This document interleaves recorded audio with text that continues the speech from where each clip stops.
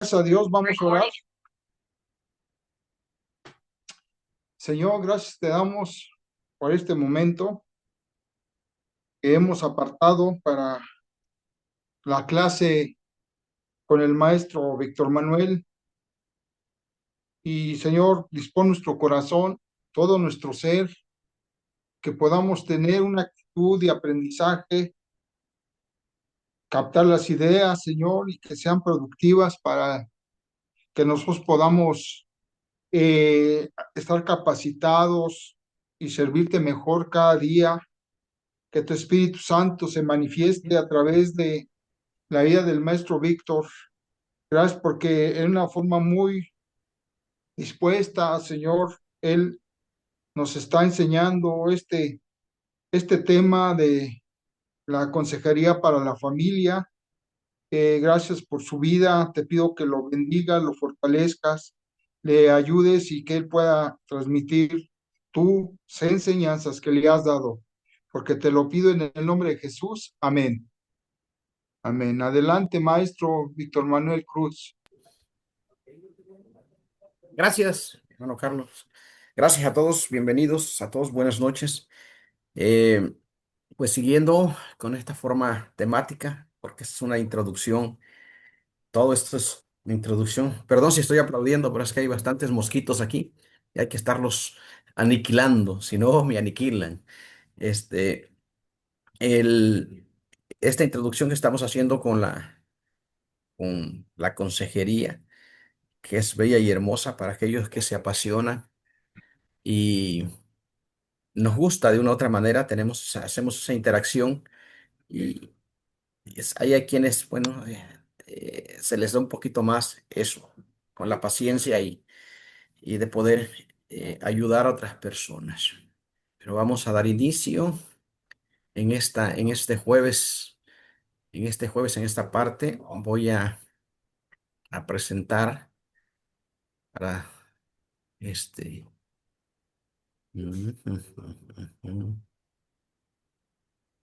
Ok, ok, ahí está. Ujú. Bueno, vamos a ver, ahí se ve.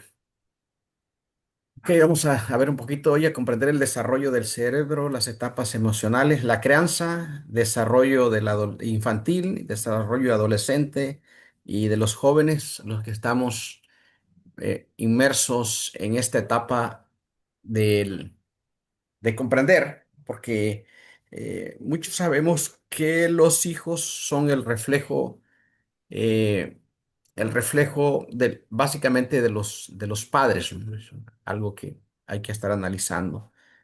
Y, y el entender eso como referencia nos ayuda bastante para identificar el porqué del comportamiento o del actuar cuando es una situación eh, de diversos problemas, ¿no? La ira, la impulsividad, porque hay otras enfermedades que nosotros no las podemos, solamente un psicólogo, un psiquiatra, ¿no? Pero hablaremos de las cosas que podemos entender y comprender, y así en una forma sencilla. Y, y ahora el comprender el desarrollo del cerebro y las etapas emocionales. Y en la primera infancia, de 0 a 5 años, en esta etapa se caracteriza por el desarrollo de habilidades motoras y las básicas son gatear, caminar y el lenguaje, así como el inicio de socialización en esta parte, ¿no? Empieza la socialización, el comportamiento y uno es muy observador. Hay un experimento por ahí que decía alguien, eh, mira, si tú te pones a hacer los mismos ejercicios que hace un bebé, ponte a la par del bebé y vas a ver la energía que los bebés tienen, ¿no? Y te vas a cansar inmediatamente. Hay algo que se va desarrollando en ese psicomotriz que los mantiene em, en esa coordinación, en esa sincronización de las cosas y eso es maravilloso observarlo. Bueno, y en la infancia intermedia, de 6 a 11 años, los niños desarrollan un pensamiento más lógico,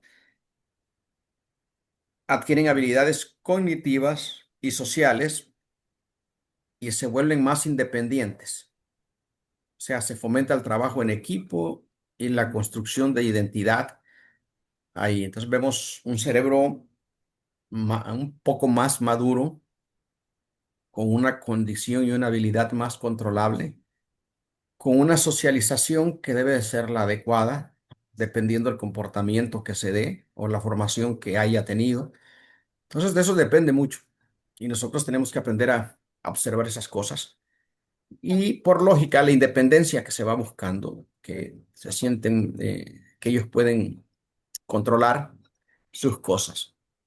Y en esa etapa, pues se fomenta el trabajo en equipo y la construcción de la identidad. Empiezan esas competencias, esas convivencias, eh, es interactuar unos con otros, desarrollando sus habilidades de acuerdo a las actividades que van teniendo.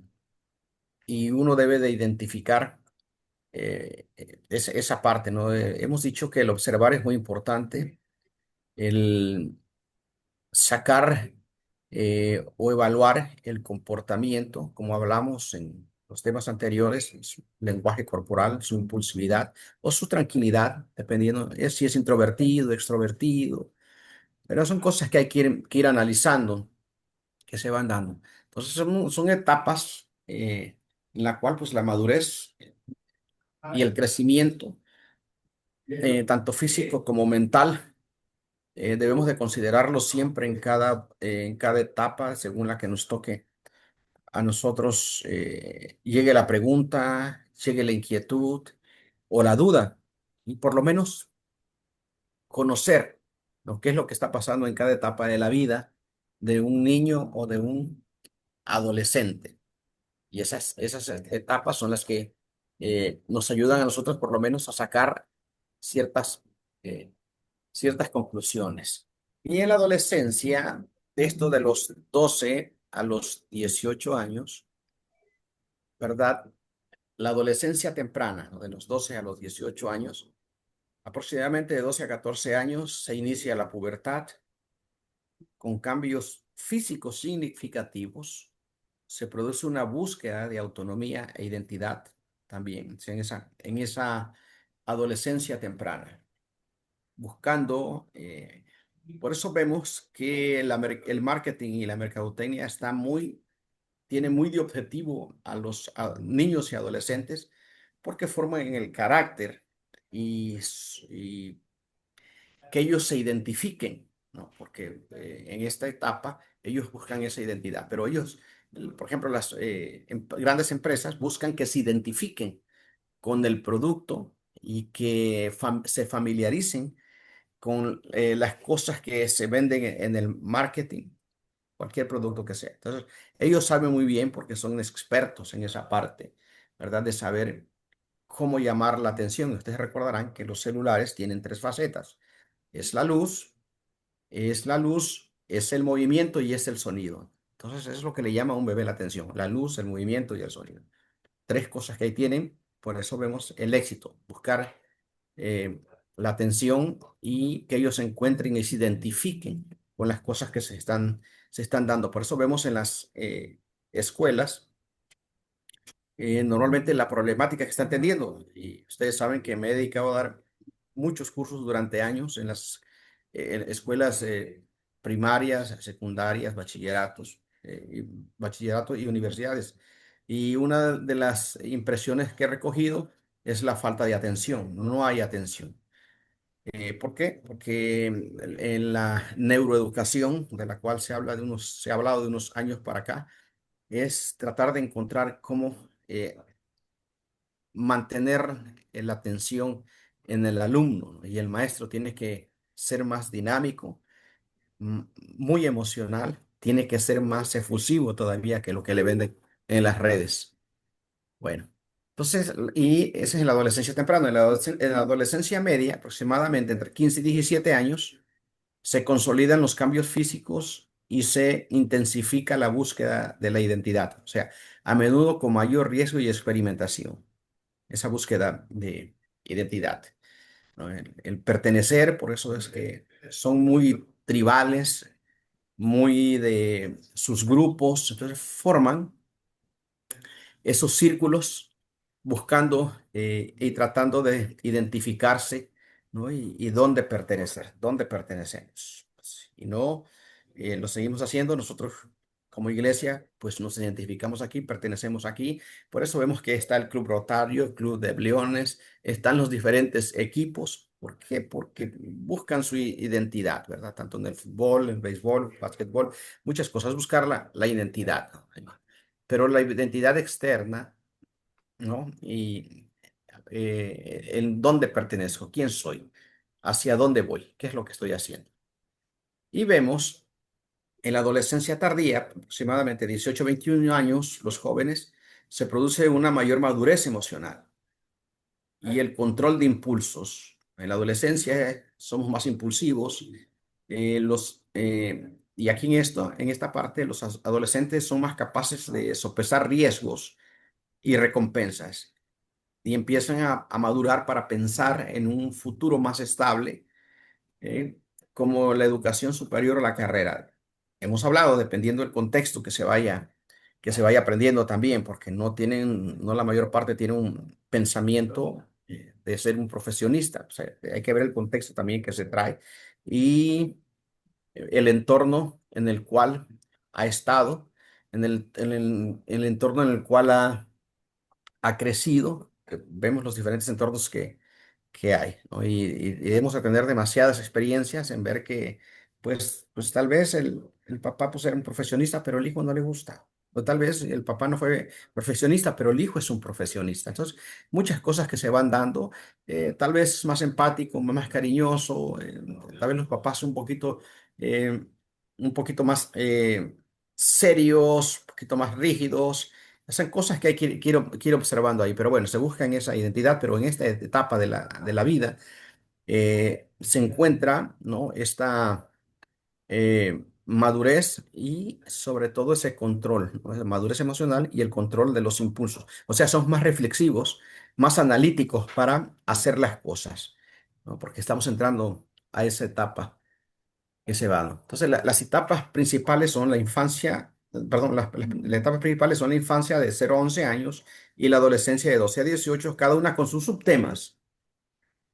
O sea, la infancia incluye la primera infancia de 0 a 5 años, marcada por el desarrollo motor y del lenguaje, y la infancia intermedia de 6 a 11 años, con mayor independencia y desarrollo cognitivo, y la adolescencia, que comienza con la pubertad, se caracteriza por profundos cambios físicos, emocionales y sociales, mientras que la adolescencia tardía implica mayor control de impulsos y planificación. Hemos dicho que, bueno, no hemos dicho, dice la ciencia, la neurociencia, que el cerebro termina de desarrollar.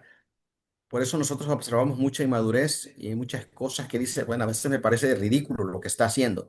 O sea, como que eso no es un buen comportamiento. ¿Por qué? Porque su cerebro está todavía entrando en una madurez y nosotros debemos de estar y ser muy conscientes y muy comprensivos. Sabes que hay muchachos, adolescentes que, qué loqueras hace, ¿no? Es totalmente inadecuado lo que hace por lo mismo, porque no está madurando todavía, está en ese proceso y para ellos eso es energía, eso es adrenalina, eso es impulso y eso es querer sobresalir.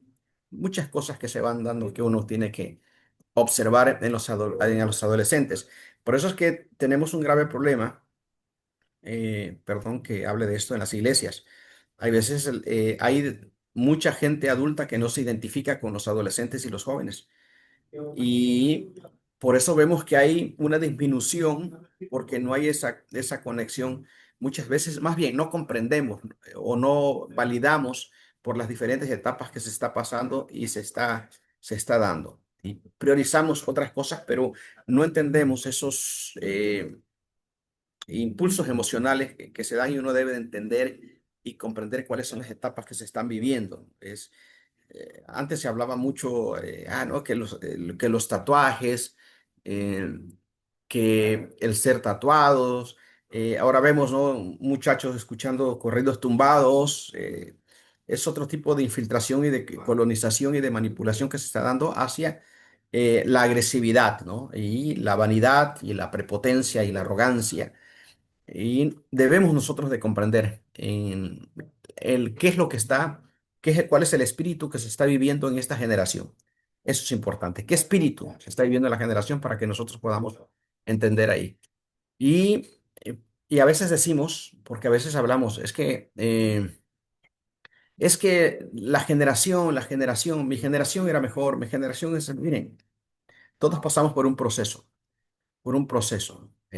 Y si nosotros nos ponemos a ver eh, las diferentes generaciones que hemos tenido también tuvieron su choque, también tuvieron su rebeldía, nada más que ahora con una doble fuerza o triple fuerza también. ¿Por qué? Porque ahora es una lucha que hay que entender y comprender de que, bueno, antes era la adicción pues, a lo líquido, al alcohol, luego a las adicciones por la nariz, ahora son las adicciones visuales, o sea, la mente está más dividida ahora. Y esas generaciones, pues las vamos dando, hay que irlas analizando. Entonces, bueno, aquí dice Talis, la tensión entre generaciones, eh, centennials contra boomers, claro, claro, es un abismo de diferencia, pero aún tenemos el mismo cerebro, nada más para que vean cómo el impacto mediático eh, ahora afecta más desde la niñez que anteriormente se hacía, o sea, porque había una formación de desarrollo y estaban los patrones muy claros, las cosas estaban muy claras y ahora no, ahora hay una confusión por tanta información que no lleva muchas veces a reflexionar sobre lo que se está viendo y se está haciendo. Por eso hemos visto estas etapas, ¿no?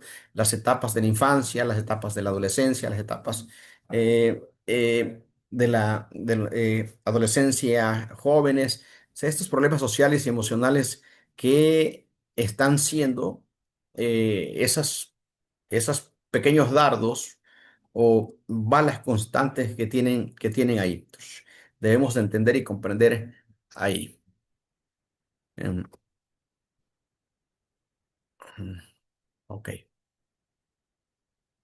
veamos. Bueno, entonces, en esta parte, ¿qué es lo que está pasando de lo que decíamos?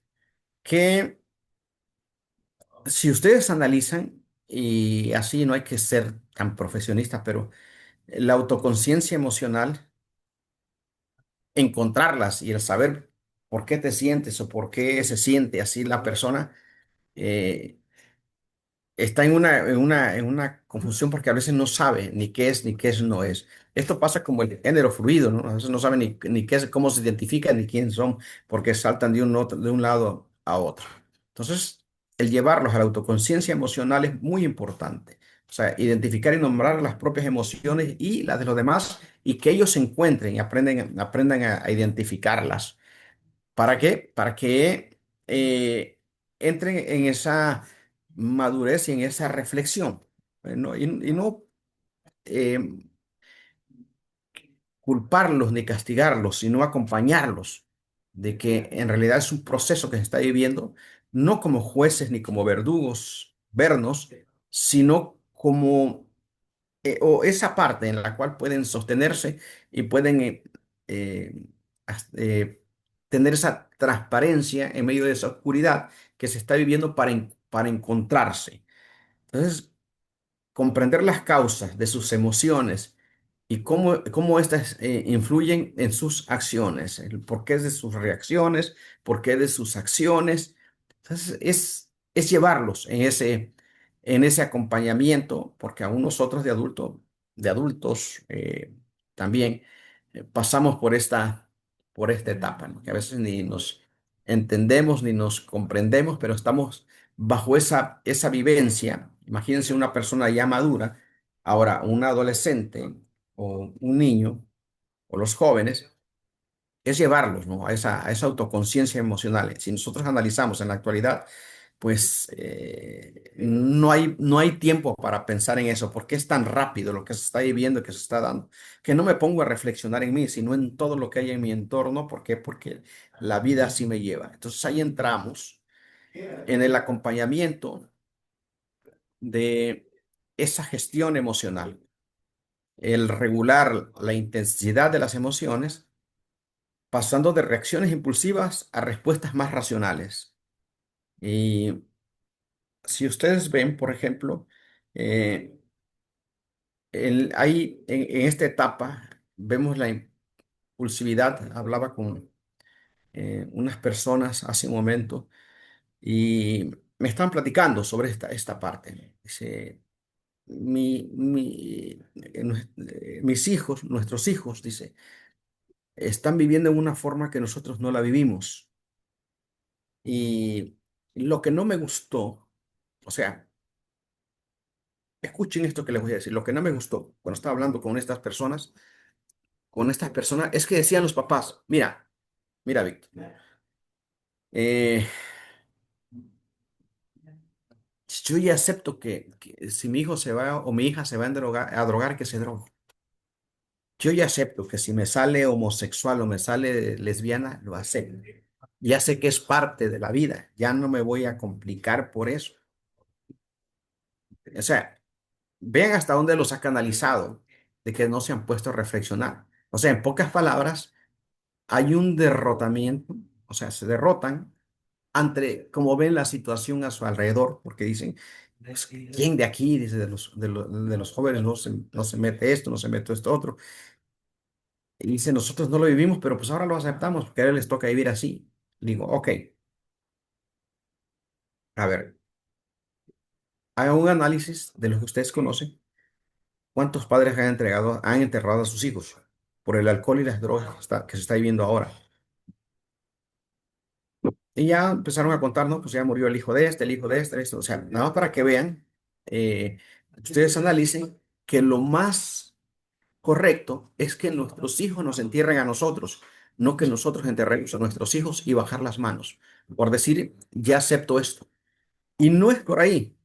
¿Por qué? Porque más bien ellos están entrando en una falsa aceptación y falsa idea de, de no ver de que se pueden hacer muchas cosas.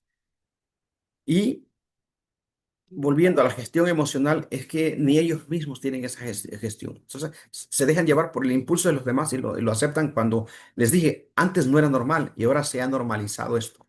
Se romantiza ya el que así sea. Y como ustedes dicen ahora, yo con que llegue con vida, con eso está bien. Ajá, está bien. O sea, llegue como llegue, pero con vida, pero no te has dado cuenta de que no es que llegue con vida, sino que él mismo se está asesinando poco a poco. Entonces, velo por la otra parte.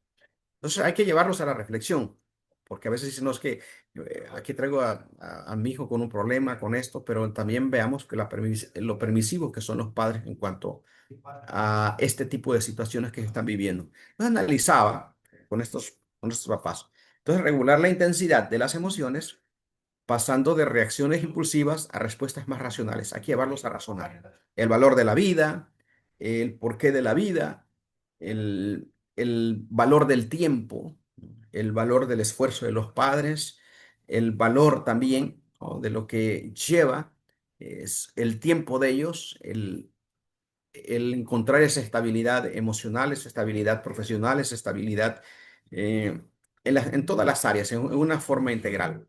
Pero no hay paciencia, por lo que platicaba con los papás hoy, para sentarse con ellos. O sea, no hay esa paciencia ni ese tiempo para darlo.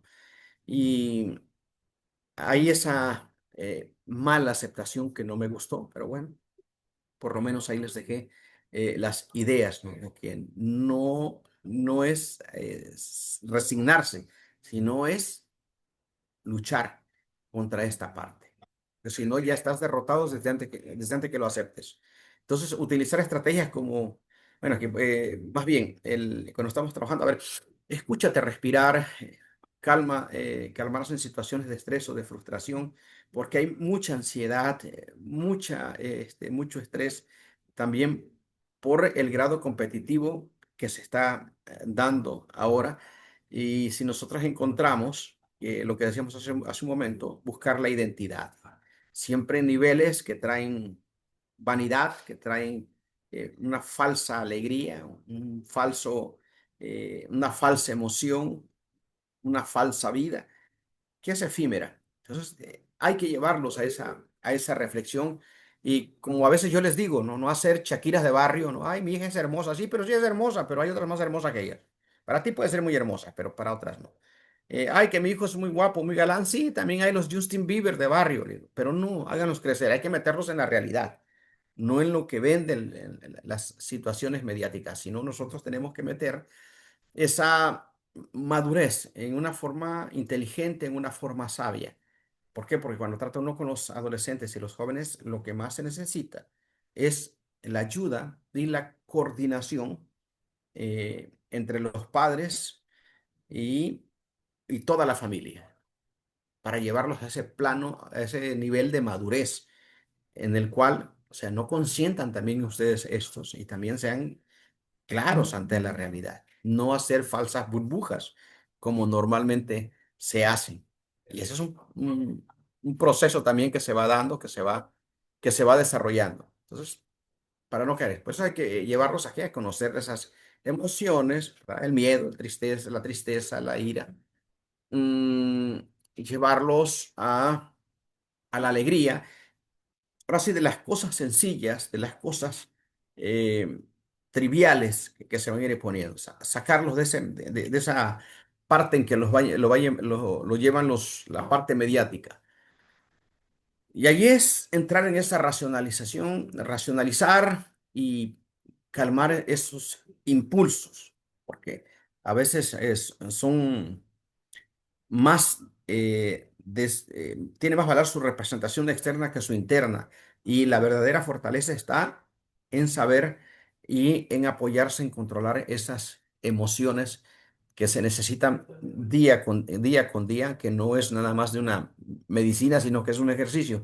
Son micropasos que se van dando, micro ramificaciones que se van dando en el cerebro, en el cerebro para que se hagan ejercicios, que esos ejercicios los lleven a pensamientos racionales, con madurez y pensamientos, ¿verdad?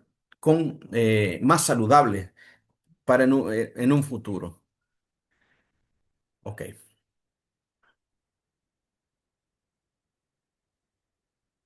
Ahora, en el desarrollo de las habilidades sociales ahora es con nosotros fomentar la empatía, en la empatía, es decir, la capacidad de comprender y compartir los sentimientos de otras personas. Es muy fundamental. Porque se ha perdido, si ustedes analizan no todos, ¿verdad? Pero vemos ahora cómo está la insensibilidad hacia la vida, hacia las cosas. Y se llega a una inmadurez de que a los niños, como dice la palabra, ¿no? Le cauterizan tanto el alma y a los adolescentes, que son los nuevos sicarios, son como dicen por ahí, son los nuevos robadores de tranquilidad de los padres y de una sociedad o de una comunidad.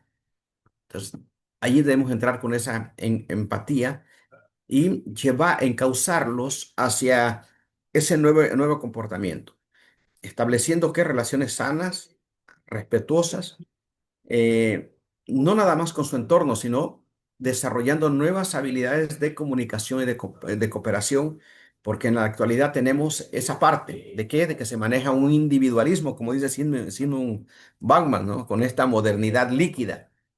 Hay una modernidad líquida que fluye por todos lados, no tiene forma, no hay forma. Entonces, fluye por aquí, fluye por allá, esa es la nueva modernidad que tenemos. Entonces, si nos vamos, explica, ¿verdad? Que ya nada es fijo, que ya nada es sólido, que todo fluye. Pero nosotros sabemos que la palabra es sólida, que hay una roca y que se puede cambiar. Lo que decíamos en la clase pasada, ¿verdad? Que decía esa persona, no es que yo así nací, así soy, no. Aquí en la palabra dice que nueva criatura puede ser en Cristo Jesús. si tú quieres. O sea, no es que así vengas, no, es que puedes nacer de nuevo, se puede. Si no, no hubieran dejado en Romanos 12:2 por ahí, ¿verdad? Renovaos todo entendimiento. Entonces, en esa renovación hay que verlo. Entonces, a llevarlos a la resolución de problemas, desarrollar la capacidad de analizar situaciones y encontrar soluciones adecuadas. Porque como ya todo se les da a un clic en estas nuevas generaciones, pues ya no necesito pensar mucho, ya no necesito razonar, ya no necesito esforzarme bastante si ya todo se me está dando. Entonces, no hay necesidad de hacerlo. Entonces, ahí entramos nosotros en esa empatía, pero también en ese acompañamiento con esa validación de que las cosas ahí están, pero pueden cambiar de significado si hay un, un ejercicio de hábitos que marque esa diferencia. Y repito otra vez, eh, se necesita la ayuda de los papás también. ¿Por qué? Porque hablamos de las neuronas de espejo y son un reflejo de lo que se va dando los hijos. Entonces, en no reaccionar impulsivamente, sino mostrarles esa calma y esa serenidad. ¿Por qué? Porque hay un nerviosismo que se da, aparte porque hay que ser sinceros, no no toda, no a la gente no le gusta buscar ayuda. La mayor parte, de veras, de las personas que he estado hablando en estos últimos días, yo les digo, oyes, ¿has ido a un psicólogo alguna vez? ¿Has ido con un terapeuta alguna vez? No, eso es para locos, eso no nos gusta. Digo, ¿y a tu hijo por qué no lo mandas? No, porque van a decir que está loco, van a decir que esto, o sea, es como llevándolo a lo peor. Le digo, no, pero es que lo peor es lo que están viviendo ahora. ¿Por qué no buscar ayuda? Entonces eso es lo más triste porque no tenemos esa cultura. Y a veces trabajamos mucho con la ignorancia y con el ego.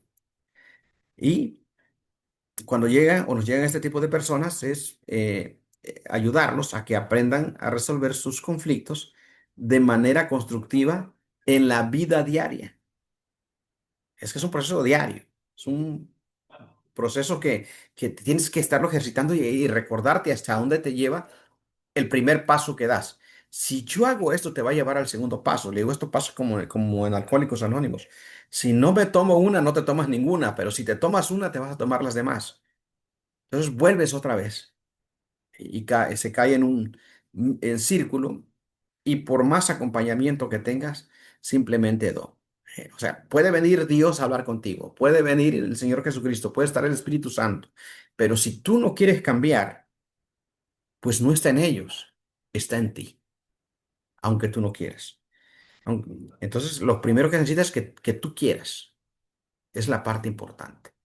No a fuerza ni por nada, es un trabajo en el cual tú debes de tomar la decisión porque es tu vida. Y además no nada más es tu vida, sino que es esa parte en la cual o es más corta o es más larga. Entonces entramos en ese eh, camino de reflexión y de análisis, ¿no? Y ponerle ejemplos claros, ejemplos con estadísticas, ejemplos visuales, toda la ayuda necesaria para llevarlos a una reflexión profunda, ¿no? Para que no empiecen a caminar con un pensamiento sano, un pensamiento que ellos mismos elijan, que ellos mismos le vayan encontrando esa motivación, pero no nada más la motivación, sino que tiene que estar acompañada de qué? De fe. Porque si no pasa como cuando llegan a la iglesia, muy emocionales y todas las cosas. Pero como es emoción, pues ahí se quedan en la emoción. Entonces no se llega a la fe.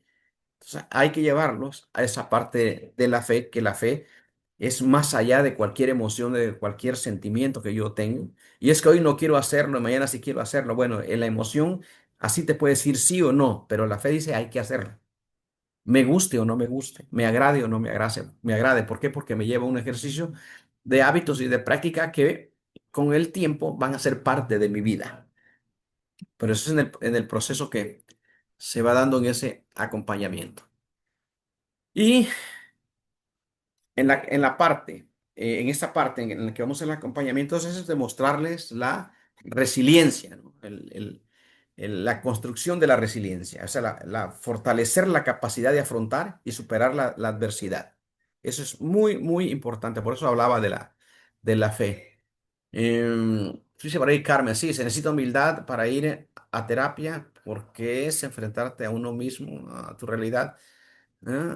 De que no tienes la razón, es soberbia y el miedo. Claro, lo dijimos, es el ego, el miedo y el qué dirán, ¿no? Son cosas que se van dando.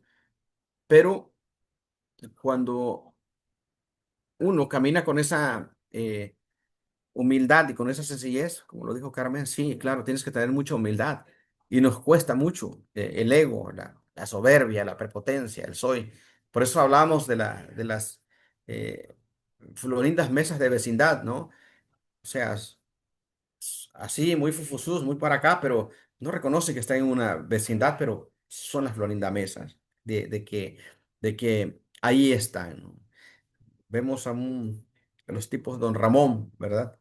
Que pues él hacía todas las cosas menos trabajar, pero su misma soberbia y orgullo le dijo, aquí me la llevo, que debiera 14 meses de renta. Entonces, tienes que trabajar con mucha humildad para aceptar de que estamos en un error, en un error. Eso es básico, ¿no? Y no sacarlos, más bien que ellos se ayuden a salir. Entonces, hablamos de la construcción de resiliencia, es fortalecer la capacidad de afrontar y superar la adversidad. Mm, Allí es cuando nosotros, la verdad, cuando alguien llega a la vida de uno, por cualquier motivo, por cualquier circunstancia, con cualquier situación, eh, uno debe de aplicar toda la paciencia, porque el ganarse la confianza de alguien no es fácil. Y que alguien abra su corazón, también en medio del dolor, en medio del problema que tengas. No, hay problemas que parecen muy pequeños para otra persona, pero son muy grandes para esa persona. Entonces, nunca un problema es pequeño. ¿Por qué? Porque no sabemos la sensibilidad que tiene esa persona. Entonces, ahí nosotros tenemos que hacer ese acompañamiento en medio de esa adversidad. ¿Para qué? Para que en lo que él se va fortaleciendo o ella se vaya fortaleciendo. No sabemos, todos estamos ahora sí en la casa del jabonero, el que no cae resbala. Y no sé, puede ser un problema familiar, puede ser un problema de alcoholismo, puede ser un problema de drogadicción, puede ser un problema económico, pueden ser muchas cosas, ¿no? Un problema de homosexualidad, de lesbianismo, de muchas cosas que se van a dar, ¿no? Entonces, hay de resentimiento hacia padres hacia los hijos, muchas cosas que se dan. Pero ayudarlos porque están en un proceso y cultivar una actitud positiva ante la vida y encontrar satisfacción en el bienestar personal y social. Porque esa misma construcción que han llevado, más bien dice la palabra, despojado de todo peso y pecado, ¿no? En el peso y el pecado, ¿no? Bueno, ya Dios me perdonó. Bueno, entonces, ¿por qué sigues sufriendo? ¿Por qué traes todavía esa carga? No la has dejado esa carga a Dios, la sigues teniendo. ¿Por qué? Porque es como si te estuvieras flagelando a cada momento porque lo estás recordando. Entonces, tu subconsciente lo hace consciente en las diferentes situaciones. Y ahí es cuando entra la madurez, entra ese acompañamiento y sacarlo en primera, hay dos cosas, o es de esa parte en que se siente culpable o esa parte en la que se siente víctima, porque hay dos cosas. Bueno, a ver, ¿se siente víctima o se siente culpable? Dos cosas que hay porque el victimismo también eh, ayuda mucho, a veces el chantaje emocional, la forma en solamente decir, bueno, voy a hacer esto para calmar la situación, pero no hay una forma de querer, no, de querer cambiar también en diferentes etapas. A ver, le voy a dar el micrófono a Emilio. Emilio tiene mucho que comentar. Adelante, Emilio. Hola, profesor. Bueno, antes que nada, quería soltar un comentario sobre ahorita que menciona eso de que la persona no es capaz de soltar la carga, que ha sido algo bastante interesante desde la psicología reformacional, cristiana y la consejería. Y digo, antes que nada, perdón la semana pasada que me hice una pregunta y me entró una llamada urgente y me tuve que ir. Aunque bueno, de todos modos, la pregunta era respecto al matrimonio y no tenía mucho que aportar porque pues yo no. ni atiendo a parejas, ni estoy casado. Este, pero bueno, sí, lo que sucede mucho que veo cuando una persona no suelta una carga, inclusive lo he visto conmigo mismo, también tiene que ver una cuestión de identidad. Como cristianos sabemos que el tema de identidad es fuertísimo en todas las escrituras y parte a veces que una persona no suelta una carga, sobre todo del pasado, también se debe a que voy a hablarlo en primera persona, cuando no quiero soltar una carga, en parte es ya sea de forma subconsciente, muchas veces de forma subconsciente, uno no se puede percatar, también porque uno está enredado emocionalmente con demasiadas cosas, es que definió parte de su identidad en esa carga. O sea, le quitas esa carga y le quitas parte de su identidad. Una persona que ha sufrido mucho también pasa eso, ha construido alrededor de ese sufrimiento su identidad. Y la identidad está basada en gran parte con la historia que nos contamos en nuestra cabeza. Por eso también es importantísimo que como cristianos veamos el cristianismo no meramente como una religión, o bueno, mejor dicho, la Biblia no meramente como un libro de religión, es una historia. Y a partir de esa historia de creación, caída, redención, consumación, podemos comenzar a redefinir nuestra identidad con base al verdadero protagonista de esa gran historia. Ahora, muchas personas que tienen una carga muy fuerte también caen en algo que se llama el pecado de la autoconmiseración. Eso de estarse lamiendo las heridas constantemente, pobre de mí, ay de mí. Obviamente con una persona que está en una carga pasando por esto, no voy a decirle luego, oye, estás en el pecado de autoconmiseración. No.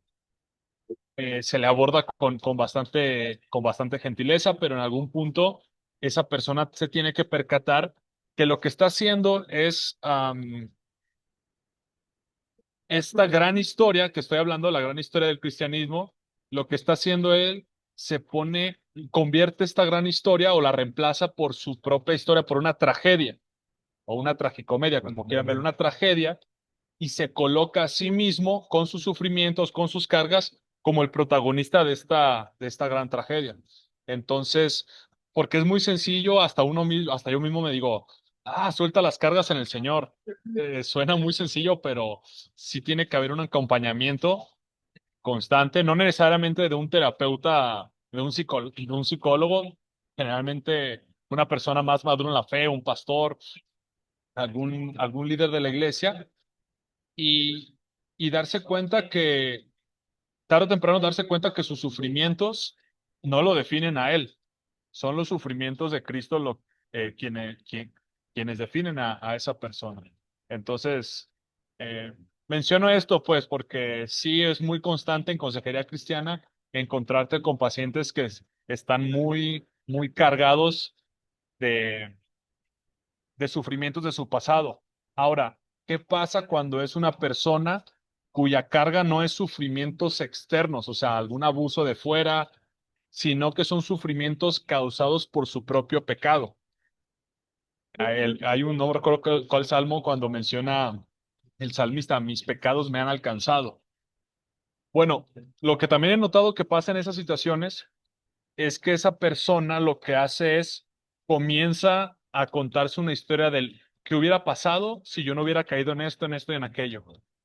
¿En dónde estaría hoy en día? Vamos a decir, el Emilio del pasado cometió esta serie de errores, esta serie de desaciertos, esta serie de pecados, y esos pecados han desencadenado en quién soy ahora. Y ese quién soy ahora no está en un buen lugar, no me está llevando a un buen lugar, y lo que pasa es que construye una historia paralela. Empieza a decir, si yo no hubiera caído en en esos pecados del pasado, ahorita dónde estaría, sería una mejor persona, esa persona, ese super Emilio, por así llamarlo, estaría mejor económicamente, estaría mejor en su relación con Dios, estaría mejor en sus relaciones con, con, con sus familiares, etcétera. Tendría un mejor ministerio, una mejor posición, etcétera, etcétera. ¿Qué está pasando ahí? También es un problema de idolatría. Prácticamente todos los problemas en consejería cristiana es detectar el ídolo y llevarlo a Cristo. Bueno, aquí es un problema de idolatría porque esta historia paralela, este personaje que creamos del Super Emilio, por así decirlo, ahora se convierte en nuestro ídolo, de quien estamos buscando satisfacción, de quien estamos buscando plenitud, de quien estamos buscando ah, esperanza, de quien estamos buscando plenitud, sí. Entonces también es lo mismo, detectar ese ídolo, detectar que construí una historia paralela y entregarla otra vez al Señor. Y bueno, y hay mucho, la Biblia está para eso, para en la situación que estés en este momento, entender la soberanía de Dios, que si bien Él no es el responsable de nuestros pecados, no lo agarraron de sorpresa. O sea, Él murió por mis mejores momentos, pero también murió por mis peores momentos y apuntarle a la esperanza futura.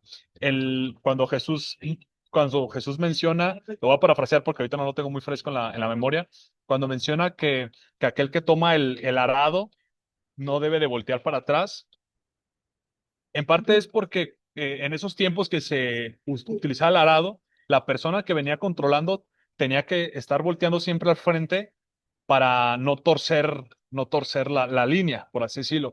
Y era común que para ver si no se había equivocado, volteara hacia atrás para ver si no se había equivocado en el trazo. Pero ¿qué pasaba cuando volteaba atrás? Empezaba a, a torcer más, al no estar mirando al frente, empezaba a torcer más la línea. Entonces, alguien que está muy estancado del pasado es enseñarle esto. Ok, ya, o sea, ya pasó, utilízalo como aprendizaje, pero como hay quienes usan esta metáfora de por algo por algo la ventana del carro es más grande que el retrovisor. Hay mucho más por delante. Pero bueno, este es mi breve, no tan breve comentario.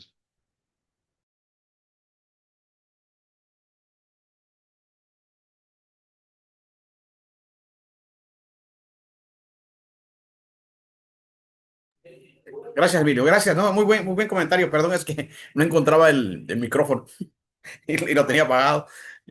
No, gracias. Es muy cierto lo que dices, Emilio. Es esa, esa idea que se han vendido, ¿no? De, de lo que decías de la metáfora, ¿no? Es que es, o sea, siempre es como enseñarte a ver hacia atrás.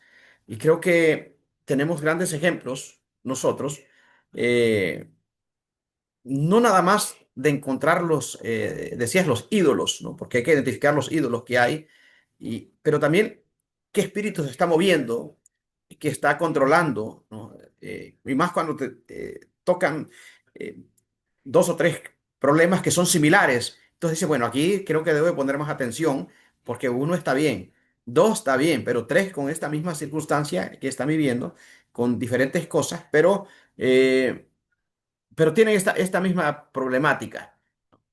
Y algo también, ¿no? La identidad. ¿Cuál es mi identidad? Eso es una de las, hablamos la vez pasada de la identidad.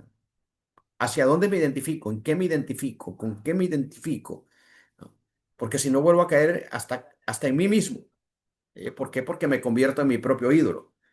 Lo que decía Emilio también es muy cierto, ¿verdad? Es estarse flagelando y no nada más entrar en esa victimización, sino en entrar en ese yo así me quiero, así me acepto, porque muchas veces hasta se siente bien el estarse castigando.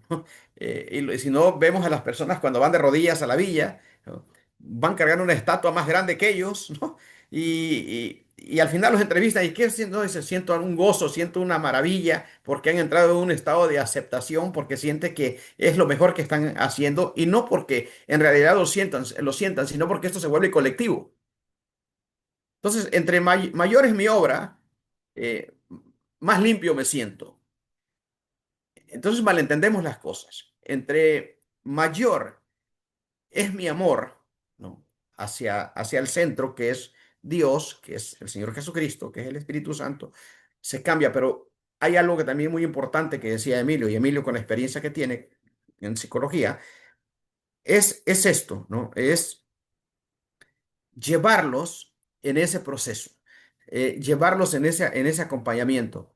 no es milagroso, no es vitamínico, y lo decíamos, el Señor Jesucristo para llevarlos a una identidad, a los primeros discípulos y luego apóstoles, ¿no? Primero los hizo discípulos, luego los fueron apóstoles, llevarlos a una identidad, tuvo que regresar el Señor Jesucristo otra vez en su regreso y sacarlos de su estado en el que habían vuelto otra vez, porque habían regresado a sus mismas actividades. O sea, en realidad no había funcionado el acompañamiento del Señor Jesucristo. Entonces, ¿qué dice el Señor Jesucristo? Creo que no han entendido. Tengo que volver a reforzar la enseñanza. Dice, creo que no me entendieron en Mateo 17 cuando hubo la transfiguración y mandé a llamar a Mateo y a Elías. Creo que no la comprendieron. Entonces, regresa y personalmente les hace ver, miren, aquí está. ¿No? Entonces ya los lleva a una forma más evidente, más confrontativa para entrarlos en llevarlos a una reflexión y un autoanálisis de que miren, esto es lo que yo les he estado diciendo. Entonces la identidad es esta, el proceso es esto. O sea, es como decir, los cuatro evangelios es la parte teórica y en el libro de Hechos es la parte práctica, ¿no? Porque ahí vino todo el desarrollo cuando viene. Entonces, no nada más es teoría, tenemos que llevar en el acompañamiento a la parte que, a la parte práctica, de que no nada más se quede en lo que platicamos, en lo que conversamos en este acompañamiento con el adolescente, con el joven, sino es que tienes que llevarlo a la práctica. ¿Por qué? Porque es para tu crecimiento. O sea, son las enseñanzas y sacarlos de esa parte que también decía Emilio, ¿no? De que esa culpa que traen y que la toman como suya y la vuelven a traer otra vez y recuerdan lo que hicieron y se vuelven a sentir culpable. Entonces no hay ese descanso. Entonces debe de haber ese reforzamiento y ese fortalecimiento de lo que hablamos. Eres nueva criatura. O sea, sí va a venir en tu subconsciente, pero también hay que hablar de esta parte que me gustó de Emilio. Esta parte es de que debemos tener pensamientos selectivos. Yo puedo seleccionar mis pensamientos. O sea, me van a llegar, pero yo selecciono cuáles son los que realmente llevarlos. Yo selecciono qué realmente me va a ayudar, no, o me va a destruir, pero yo tengo también esa capacidad que Dios nos ha dado de seleccionar pensamientos ¿qué? Selectivos. Y lo vemos cuando vamos al mercado, al súper, selecciono esto sí, esto no, esto me conviene, este no me conviene. Entonces, la misma práctica hay que llevarla en eso.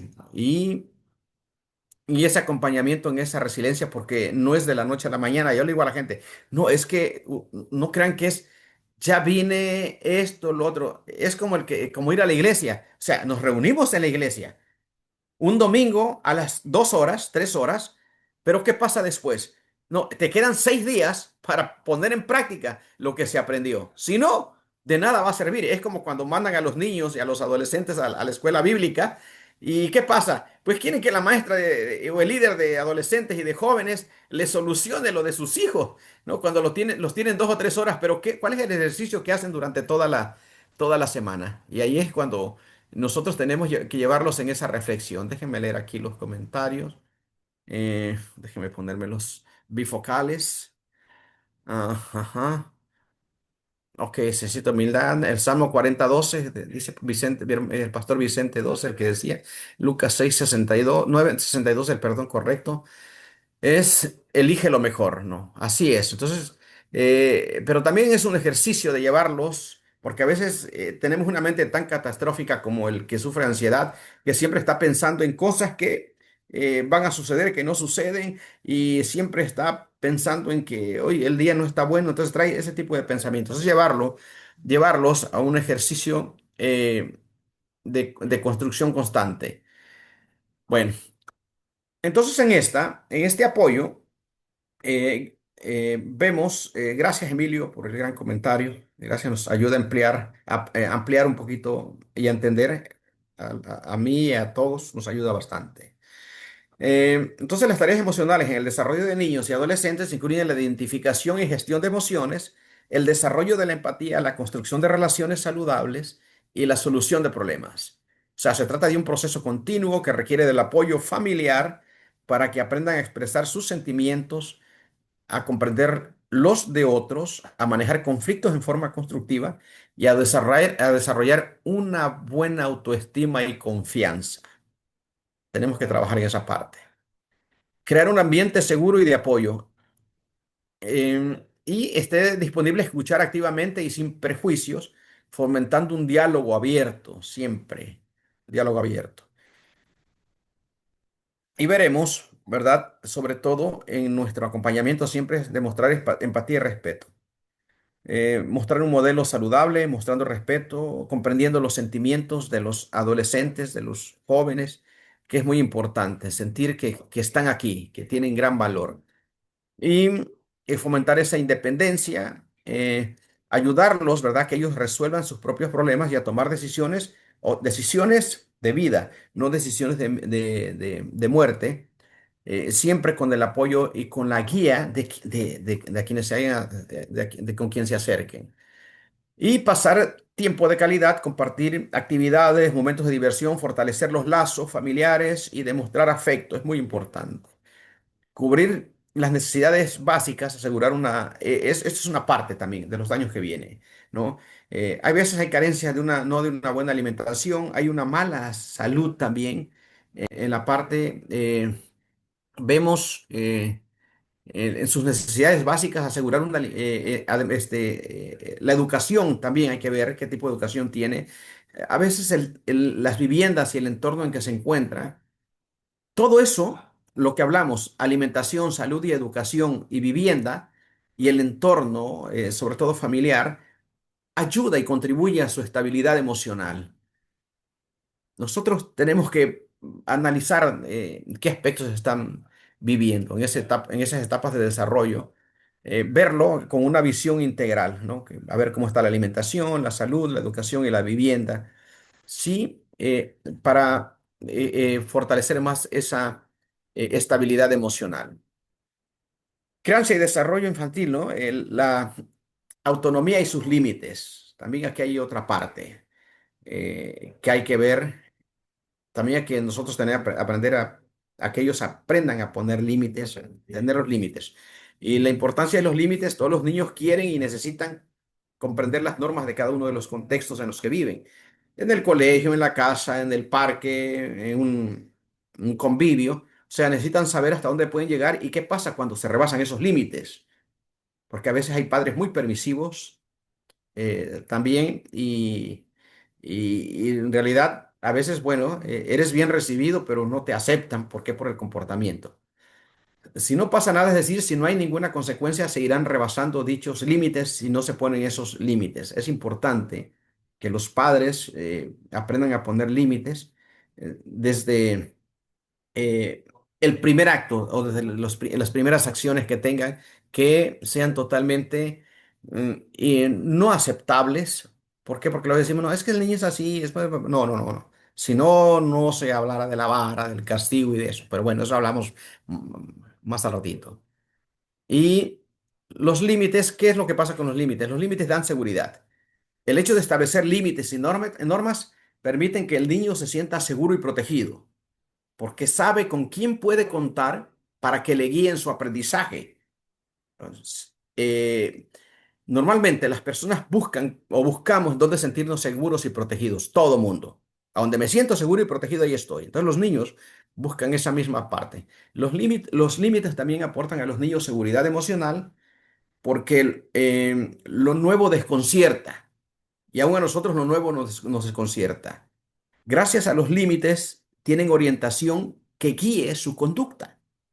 O sea, los padres que informan claramente a sus hijos de cómo hacer las cosas y de hasta dónde pueden llegar, convierte su vida en algo predecible. Y como consecuencia les da seguridad. O sea, los niños que se rigen por normas justas saben lo que ocurre cuando no las cumplen. Y en la segunda parte hablaremos de esto, ¿no? Puse como dos ejemplos bíblicos allí de qué pasa a veces cuando la desobediencia y la Biblia nos deja un claro ejemplo de esto. Entonces, los límites dan seguridad. Porque a veces, ay, es que él le dejo hacer que esto haga, ay, qué bueno que se comporta, ay, es que ya dijo la primera palabra, es que ya se expresó así. No, no, no, no, no, no, no, no es así. Los límites son para darle seguridad, pero sobre todo darle una orientación, una seguridad emocional y que siempre, ¿verdad?, vean el resultado de las cosas, tanto si hubieras hecho esto y si hubieras hecho lo otro. Entonces, que ellos sientan y vean la experiencia. Y siempre es bueno poner ejemplos ahí, no en plan de crítica, sino para que ellos tomen esa madurez que se necesita en la parte de establecer límites y normas. No tengamos miedo en ninguna manera, porque eso les da protección y seguridad a ellos. Entonces, los límites ayudan a aprender cuáles son las conductas adecuadas. Eso es importantísimo. Cuando los límites están claros y no cambian constantemente, los niños saben si la conducta que presenta es adecuada o no. Y también qué consecuencias tiene el incumplimiento de una norma. Es, por ejemplo, dice, bueno, hoy, ¿sabes qué? Que esto se va a hacer así, así, así. Pero si de repente dices, bueno, hoy voy a hacer todo lo contrario. O, por ejemplo, cuando el papá da una orden y la mamá da otra. Cuando el papá o la mamá pone un límite y el papá pone otro límite. Entonces el niño no siente identidad. Dice, bueno, pues, ¿a quién le hago caso? Pues a lo que me conviene. ¿Por qué? Porque no hay coherencia en lo que se está poniendo, en lo que se está haciendo. Por eso los límites deben de ser claros y que no cambien constantemente. ¿Por qué? Porque cada límite tiene un ejercicio de madurez en las diferentes etapas de los niños y los adolescentes y los jóvenes. Entonces, no hay por qué sentirnos culpables y mucha gente se siente culpable de poner límites. Siente que se va a poner de enemigo a su papá o a su mamá. Es como cuando dicen, es que mi mamá es mi amiga. No, no es tu amiga, es tu mamá. Ah, es que mi papá es mi amigo. No, no es tu amigo, es tu papá, porque pues, entonces se pierde la jerarquía que está ahí. Entonces no caigamos en ese juego. Nuestros hijos no son nuestros amigos, son nuestros hijos. Y a veces ese tipo de límites a nosotros nos pone en riesgo porque, ay, creo que alcanzo más familiaridad. Sí, pero es que también a veces no hay madurez en el papá o en la mamá, que a veces decimos, no, pues que así nos entendemos mejor. No, no hay necesidad de hacer eso. Las normas y los límites tienen que estar ahí en una forma clara y eso le da madurez en cada etapa. Entonces, la crianza y el desarrollo infantil en los adolescentes, hay también debe de haber necesidad de esa parte afectiva real. ¿Por qué? Porque también hay mucha violencia, la verdad, mucha violencia y a veces porque no entendemos y no comprendemos a los adolescentes y lo más sano también es muchas veces la frustración de los padres, porque lo he visto, como su resentimiento, su coraje.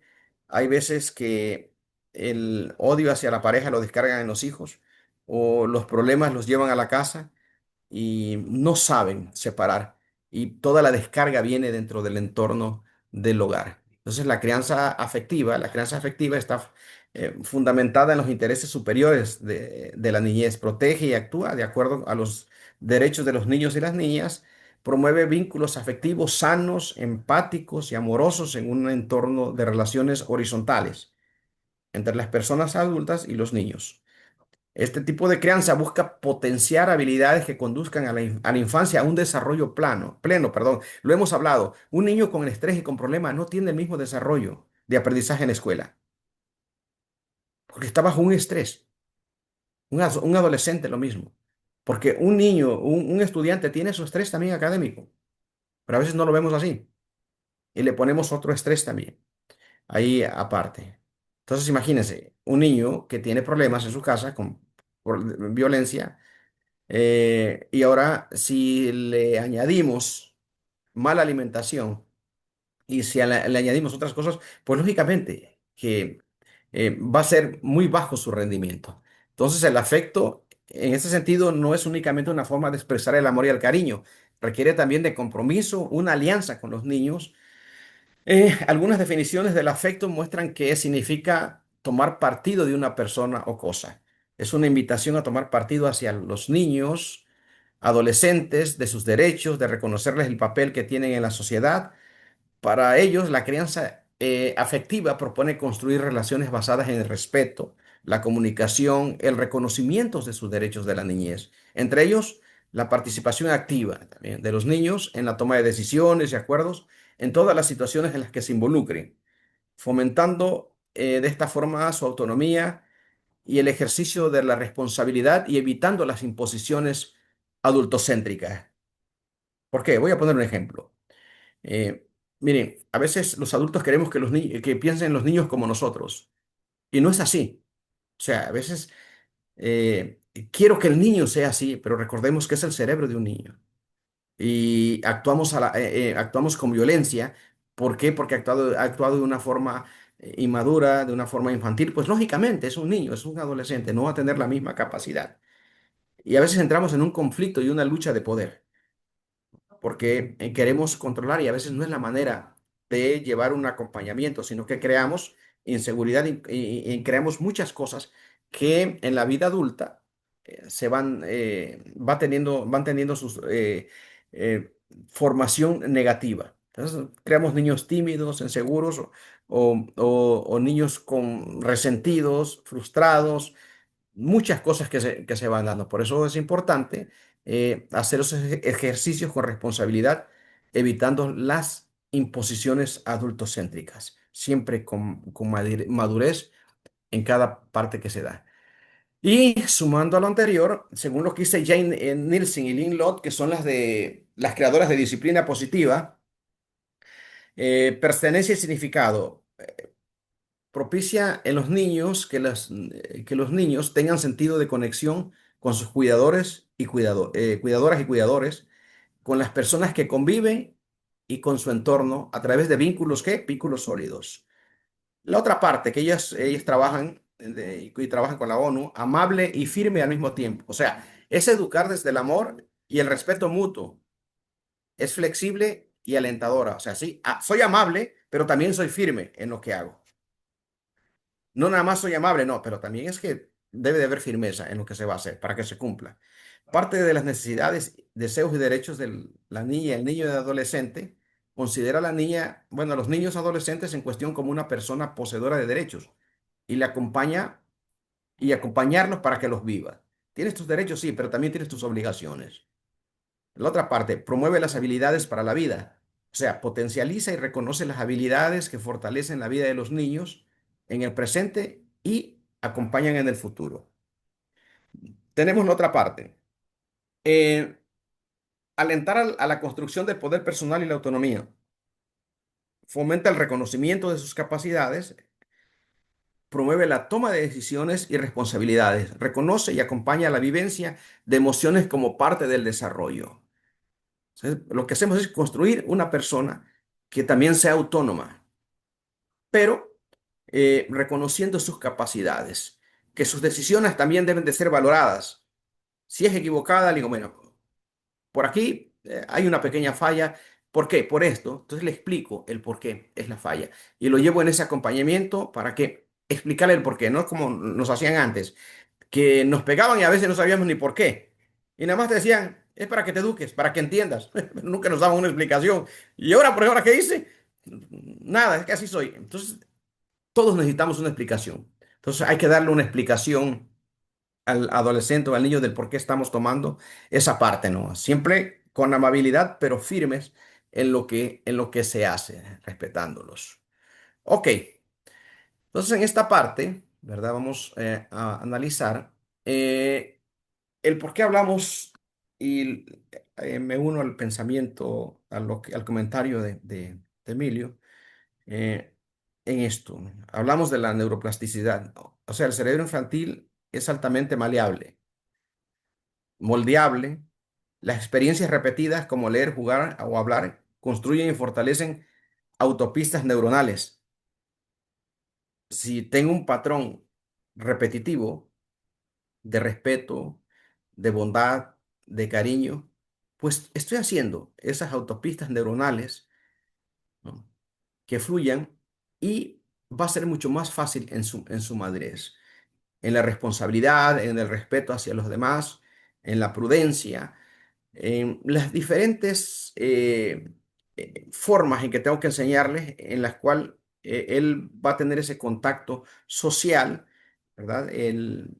trabajar con el ego, con el orgullo, con muchas cosas en formas que lo construyan y lo instruyan para que esa madurez se vaya dando.